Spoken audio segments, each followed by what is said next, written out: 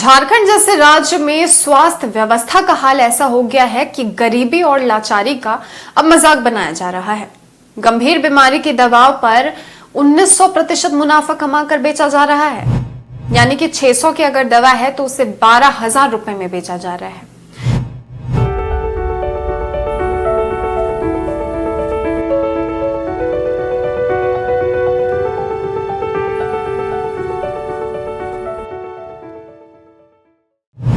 इस परसेंटेज को देखने से आप समझ सकते हैं कि कितना बड़ा स्कैम पूरे राज्य में होता है दवाइयों के नाम पे।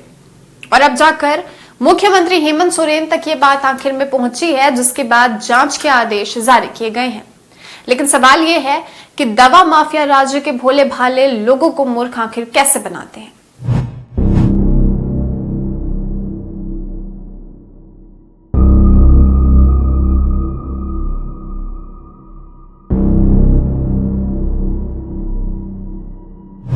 अगर देखें तो झारखंड में अधिकतर लोग इतने पढ़े लिखे नहीं हैं कि वो समझ पाए कि दवा कितनी की है और उन्हें कितनी एमआरपी में बेची जा रही है।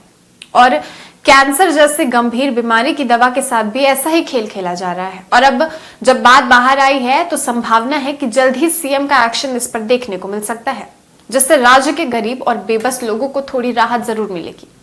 बता दें कि ये खुलासा किसी आम इंसान ने नहीं किया है, बल्कि खुद एक डॉक्टर ने किया है और ऐसे लोगों पर शिकंजा कसने की उन्होंने मांग की है। एक पोस्ट डॉक्टर अनुज कुमार के नाम से सोशल मीडिया पे वायरल हो रहा है, सामने आया है, जिसमें डॉक्टर ने पीएमओ को टैग करते हुए लिखा कि कैंसर एक ऐसी बीमारी है जिसने करोड़ों घर उजाड़ दिए हैं, करोड़ों घर तबाह कर दिए हैं। सिर्फ मरीज ही उसमें परेशान नहीं होते हैं, बल्कि मरीज के जो पूरे परिवार वाले हैं वो भी परेशान होते हैं। और बीमारी का खर्च उठाते उठाते, दवाइयों का खर्च उठाते उठाते वो लोग टूट जाते हैं। और कैसे नहीं टूटेंगे अगर 600 रुपए की दवा सरकार ने छूट दे रखी है 12,000 रुपए में बेचने की।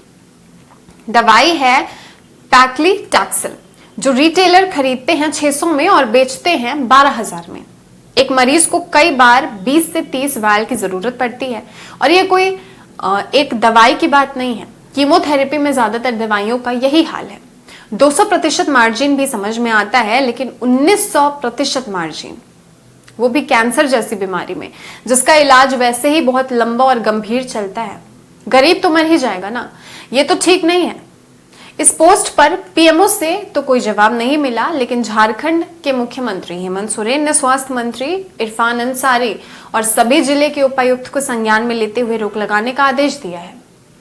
मगर अब सवाल ये है कि कैसे मरीज को इससे राहत मिलेगी। कैंसर का नाम सुनते ही तो लोग डर और दहशत में आ जाते हैं। सिर्फ मरीज ही नहीं बल्कि पूरे परिवार ही बर्बाद हो जाता है और टूट जाता है। अगर 12,000 में एक वायल मिलेगा तो कहां से गरीब दवा कराएगा, कैसे उनका इलाज हो पाएगा।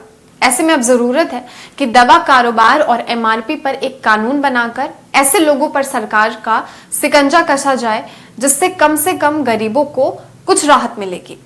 ये काम एक दिन में या फिर 2 दिन में नहीं होगा, लेकिन एक डॉक्टर ने जब खुद सवाल खड़ा कर दिया है तो सभी को इनके साथ आने की जरूरत है, जिससे झारखंड के उन गरीबों को बचाया जा सकेगा जो दवा के अभाव में अपना दम तोड़ देते हैं और बड़े शहर कैंसर अस्पताल या फिर टीएमएच तक भी नहीं पहुंच पाते।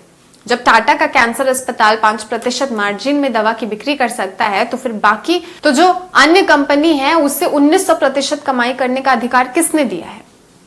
सोचिए, अगर आपका कोई जानने वाला इस गंभीर बीमारी के चपेट में आ जाए तो फिर क्या होगा।